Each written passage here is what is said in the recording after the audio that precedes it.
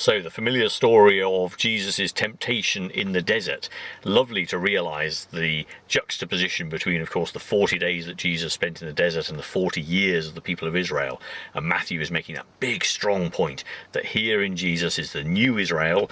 And how is he going to fare in obeying God's commandments? Well, brilliantly, because in all those ways in which the tempter, the accuser, talks to Jesus and says, well, if only you do this and if only you do that, there's always that sense of coming back and saying, what we're talking about here is a spiritual conversation. This is the things that really matter in life. And when it comes to the things that really matter, then it is God, the commandment. Love the Lord your God with all your heart, your mind, your spirit, and your soul, and love your neighbour as yourself is the foundational, most important thing. And other such things that are suggested even in his extreme, extraordinary hunger.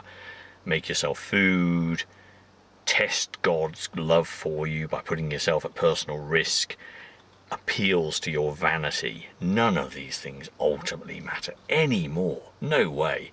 Compared to the love that God has for us and the love that is so real and so true. All of those things are temporary. They may provide just momentary satisfaction, but in no way do they compare with the love that God has for us, grounded, firm and deep as we are.